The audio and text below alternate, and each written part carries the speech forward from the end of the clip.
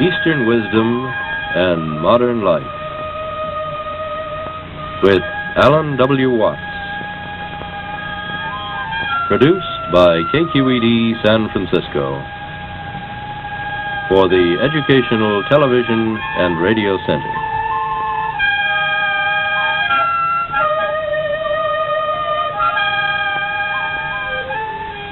Alan Watts is a scholar, lecturer, and the author of many widely read books on comparative philosophy and religion.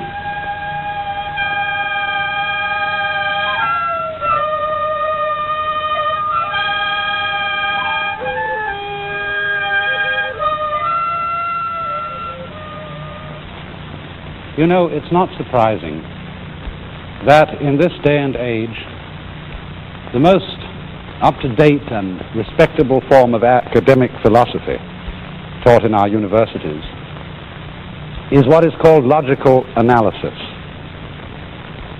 A logical analyst, you know, is the kind of fellow who, the moment you say something, you hardly get a word out of your mouth before he says, "Now, just precisely what do you mean by that?"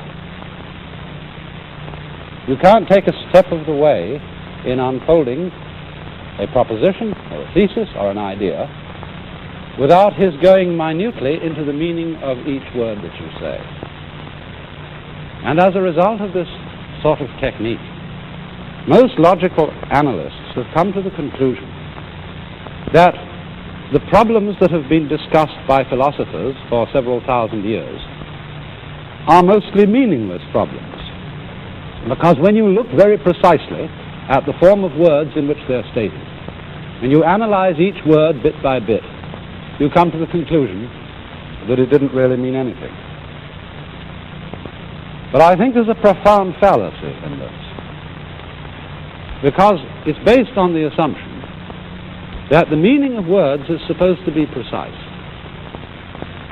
But unfortunately for this sort of approach to things, we're living in a world which isn't precise, where nature, on the whole, is extraordinarily vague. I mean, it would be very nice, for purposes of precise calculation, if the Earth, in its orbit around the Sun, went round in a neat 360 days. But it doesn't. It goes round in 365 and some wretched fraction. Everything's a little odd. Everything's a little off-center. For example, how are we to decide exactly when now is? You know? When is now? If I look at my watch and take a good look at the second hand to find out exactly when now is, well, that second hand I can see it, so it must have some size. So let's take out a magnifying glass. Then it appears that the thing that marks now looks about so wide. And then, well, let's draw it a bit finer, and draw it a bit finer. But we never seem to be able to get to the end of analyzing it. Now, you see, is fuzzy. It's vague. It's like the field of vision which you have in front of your eyes. You can see clearly in the middle, but going out to the sides, things get a little bit blurred. Or where exactly does the head stop and the neck begin? Is it here? Is it here? Is it here? We can't really decide. The only way to be perfectly clear about where the head stops and the neck begins is to chop off the head. And then you've got a neat dividing line. In other words, the whole process of analysis is a process of chopping, of cutting apart, of approaching nature with a knife, with a dividing line, with a scalpel. And although there is most definitely a place in life for precision, for clear distinctions, for the attitude of the knife, this kind of thing can be enormously overdone. And if one approaches the poet, I remember a cartoon once I saw in a newspaper, showed Shakespeare walking on the clouds of immortality, holding his head in his hands. And he was being pursued by a pedestrian little man wearing a cap and gown, saying, "Mr. Shakespeare, your use of the conjunction if." And one knows all too well a certain style of personality which likes to be precise. The sort of person who always in his opinions and attitudes seems to be using his thought as a means of tearing other people to pieces. Isn't it wonderful to be equipped with a rigorous philosophical method that can tear all fuzzy thinking to shreds? You know, the kind of person who says, I don't like fuzziness. I like to be definite, clear, and meticulous. You always feel that person has got his knife into life. Or sometimes you meet among scientists, the sort of person who likes to talk about brute facts. Why must facts be brute? Hard and clear facts. Aren't there also facts that are soft and vague? But you see, that kind of attitude represents, and in a way caricatures, something that is on the whole rather characteristic of the total attitude of Western civilization to the environment. You know, one of the first things that Oriental peoples notice about us so-called white people is our noses. After all, the bridge of a Chinese nose is rather flat. Same with Negroes. And when they see us Caucasians for the first time, what they notice about us is this nose that goes out like this and seems to be prodding into everything, and the deep-set eyes with a fixed stare. And if you look at old Japanese screens which show what we call caricatures, but what they thought were fairly good representations of the first Western people they saw, they look like Tenjin or goblins because of their long noses. For it seems that this Western man has this prodder out in front of him, which is into everything. He can't leave anything alone. And although, as I say, there is a place for precision, nevertheless a fundamentally hostile, cutting-up attitude to life gives us dead knowledge instead of living knowledge. It kills things. You know, it's a way of approaching everything rather on the lines of the old story about Achilles and the tortoise. You know perhaps the problem of Achilles and the tortoise. Achilles and the tortoise agree to have a race, but because Achilles can run twice as fast as the tortoise gets a head start. Achilles begins here, and the tortoise begins here. Now then, when the tortoise has gone half the distance between his starting point and Achilles' starting point, when the tortoise goes that much and is here, Achilles, who can run twice as fast, moves from here to here. Then the tortoise goes half as far as that distance. Achilles does twice as much, and he lands up here. And then the tortoise goes half as far as he went again and lands up here. Achilles does twice as much, and he's here. And so the tortoise goes half as far again, and Achilles does twice as much, and he lands up here. And notice, you see, Achilles is still behind the tortoise. And the next time the tortoise will go half as much as that, and Achilles will come up to here. And we shall go on doing this, thinking about smaller and smaller and smaller intervals. And as a result of this, Achilles will never overtake the tortoise. Now, of course, in actual life, Achilles jolly well does overtake the tortoise and goes right by him. But why this is a problem is it is a way of thinking about the situation that is infinitely and indefinitely analytical.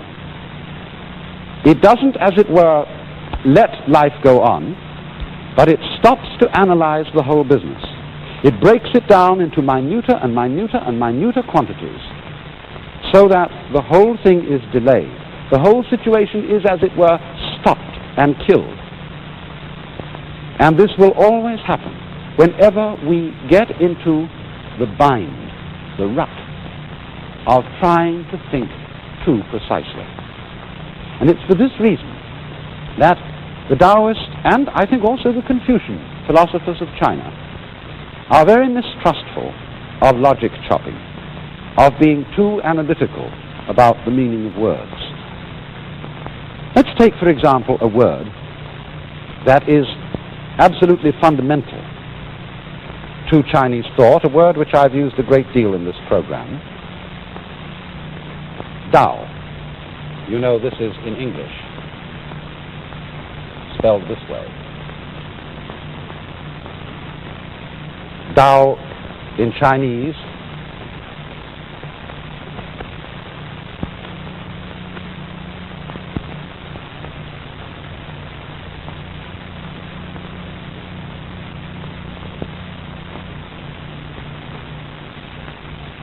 we usually translate that the way of nature, the way of things. But that's only one of its many meanings. Indeed, the term is so difficult to define that Lao Tzu, you know this man, the man who was the founder of Taoist philosophy, Lao-Tzu,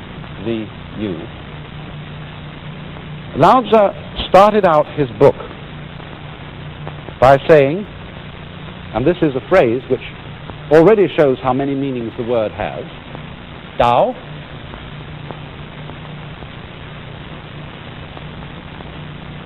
which can be Tao, but here the word means spoken. It has that double meaning. The Tao, which can be spoken,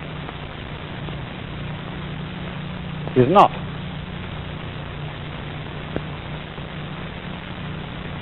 The eternal, the regular, or you might say the real Tao. Oh yes, he was inconsistent. He then went on to write a whole book about it. But really the whole purpose of the book is to show that Tao, the fundamental nature of the world, is something you cannot get too precise about. You can't think about it and understand it that way. In other words, what is the fundamental basis of one's life as of one's thought always has to remain undefined. You see, if you insist, and Chinese philosophers and scholars always are very clear about this, if you insist on defining words meticulously, you always have to have other words to define your definitions. And then you have to have words to define those words, and words to define those words, and there's no end to it. Or otherwise you can get around this by going in a circle, which is that, when you look up the dictionary and you look up to be, you find the definition to exist. All right, you look up to exist and you find the definition to be. And then where are you? Either you go round in a circle, which fundamentally tells you nothing, or else you go on and on and on, getting more meticulous, and you never arrive. Once, a Western psychologist asked a Chinese friend, "What do you mean by Tao?" And the friend said, "Go and look out of the window." And he went and looked out of the window. "What do you see?" He said, "I see houses in the street." "What else?" "I see people moving around." "What else?" "I see clouds in the sky." "What else?" "And the wind is blowing." And the Chinese extended his hands like this and said, "That is the Tao." And so, I remember too, a very great Japanese artist who was teaching over here in the United States, and he was always being pressed by his students to define himself. And he used certain expressions. They say, "Now, exactly what do you mean?" They were always saying this, and one day he got mad. And he said, "What's the matter with you? Can't you feel?" And so it is that there are certain basic ideas, like Tao, which the Chinese feel must come to us. We can't go out to get them. We can't grab them. They must come to us in the same way as light comes to our eyes. This thing, then, is mysterious and unknown. Like the hermit sage in one of the most famous of all Chinese poems, Jia Dao's Seeking for the Hermit in Vain. I asked the boy beneath the pines. He said, "The master's gone alone. herb picking somewhere on the mountain, cloud hidden, whereabouts unknown. The whole power of the poem is in the mysterious imprecision of the old man's whereabouts, which somehow or other brings the spirit of the hermit sage closer to the inquirer than an actual meeting. His absence says more than his presence. Lost somewhere on the cloud-hidden mountain, he communicates far more than if he had come down to explain himself. And the spirit would be totally missed by the literal-minded, no-nonsense sort of person who at this point would want to clear away the clouds and the mystery, to rush in and find out just exactly where the old fellow has gone and just what herbs he is picking. You know, it's absolutely impossible to understand and appreciate our natural universe unless you know when to stop investigating. In our restlessness, we're always tempted to climb every hill and cross every skyline to find out what lies beyond. Yet as you get older and wiser, it isn't just flagging energy, but rather increasing wisdom that teaches you to look at mountains from below, or perhaps just climb them a little way. For at the top, you can no longer see the mountain. And beyond on the other side, there is perhaps just another valley like this. An old Indian aphorism says, "What is beyond is that which is also here." And you mustn't mistake this for a kind of blasé boredom, tiring of adventure. It's the startling recognition that in the place where we are now, we have already arrived. This is it. What we are seeking is, if we are not totally blind, already here. For if you must follow that trail up the mountainside to its bitter end, you will discover that it leads eventually right back to the suburbs. But only an exceedingly stupid person will think that that's where the trail really goes. For the actual truth is that the trail goes to every single place that it crosses. It leads also to where you are standing and watching it. Watching it vanish into the hills, you are already in the true beyond to which it leads. Many a time I have had intense delight in listening to some hidden waterfall in a mountain canyon. A sound all the more wonderful since I have set aside the urge to ferret the thing out, clear up the mystery, and find out just where the stream comes from and where it goes. Every stream, every road, if followed persistently and meticulously to its end, leads nowhere at all. And this is why the compulsively investigative mind is always landing up in what it believes to be the disillusion, the hard and bitter reality of the actual facts. Playing a violin is, after all, only scraping cat's entrails with horsehair. The stars in heaven are, after all, only radioactive rocks and gas. But this is the illusion, that truth is to be found only by picking everything to pieces like a spoiled child. This is why the painters of the Far East so seldom tell all, why they avoid filling in every detail, and why they leave in their paintings great areas of emptiness and vagueness. These aren't just unfilled backgrounds. They are integral parts of the whole composition, suggestive and pregnant voids and mists which leave something to our imagination, even though we don't make the mistake of trying actually to fill them in with detail in the mind's eye. We let them remain suggestive. Autumn clouds, vague and obscure. The evening, lonely and chill. I felt the dampness on my garments, but saw no spot and heard no sound of rain. Cliffs that rise 1,000 feet without a break. Lake that stretches 100 miles without a wave. Sands that are white through all the year without a stain. Pine tree woods, winter and summer evergreen. Streams that forever flow and flow without a pause. Trees that for 20,000 years your vows have kept. You have suddenly healed the pain of a traveler's heart and moved his brush to write a new song. There was something vague before heaven and earth arose. How calm, how void. It stands alone, unchanging. It acts everywhere, untiring. It may be considered the mother of everything under heaven.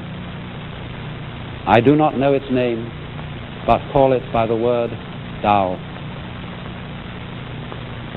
The Tao is something blurred and indistinct. How indistinct, how blurred. Yet within it are images. How blurred, how indistinct, yet within it are things. How dim, how confused, yet within it is creative power. Picking chrysanthemums along the eastern fence, gazing in silence at the southern hills. The birds fly home in pairs through the soft mountain air of dusk. In all these things there is a deep meaning, but when we are about to express it, we suddenly forget the words. The song of birds, the voices of insects, are all means of conveying truth to the mind. In flowers and grasses, we see messages of the Tao. The scholar, pure and clear of mind, serene and open of heart, should find in everything what nourishes him. But if you want to know where the flowers come from, even the god of spring doesn't know. Things are produced around us, but no one knows the whence. They issue forth, but no one sees the portal. Men, one and all, value that part of knowledge which is known. They do not know how to avail themselves of the unknown in order to reach knowledge. Is not this misguided? But it isn't by pushing relentlessly and aggressively beyond those hills that we discover this unknown and persuade nature to disclose her secrets. What is beyond, that is also here. Any place where we are may be considered the center of the universe. Anywhere that we stand can be considered the destination of our journey. But we have to be receptive and open. We have, in other words, to do what Lao Tzu advised when he said, while being a man, yet one should also preserve a certain femininity, and thereby one will become a channel for the whole universe. You know, that's one of the things which I believe in our culture of the West is submerged. The feminine values are despised values.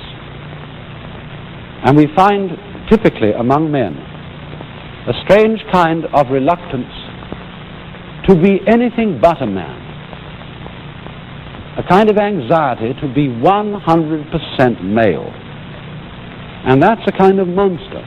A man who is 100% male, 100% tough guy, is a sort of human mollusk who has no softness and no sensitivity. And indeed, it's a common psychological observation that people who are constantly anxious to prove their masculinity, who are scared to death of being sissy, of being weak, of being unaggressive, those are the very people who have doubts about their own masculinity, who are not really sure of it. And so, there is a tremendous necessity for us to value alongside, as it were, the aggressive masculine element symbolized by the sword, the receptive feminine element symbolized perhaps by the open flower. For after all, our human senses are not knives, they're not hooks, they are the soft ball of the eye, the delicate drum of the ear, the soft skin on the tips of the fingers and on the body. It is through these delicate, receptive things that we basically receive our knowledge of the world. And therefore it is through a kind of weakness and softness that it is possible for knowledge to come to us. So, putting it in another way, we have to come to terms with nature by wooing her rather than fighting her. Not just putting nature at the so-called distance of objectivity as if she were an enemy to be shot, but something rather to be known by embrace, like a beloved wife. For you see, what does one really want to know about? Does one rather want to manage the whole thing? Does one want to be a kind of omnipotent God in control of it all? Or does one rather want to enjoy it? One cannot, after all, enjoy what you are all the time anxious about controlling. One of the nice things about one's own body is you don't have to think about it all the time. If you had, when you woke up in the morning, to think about every detail of your circulation, you'd never get to the day.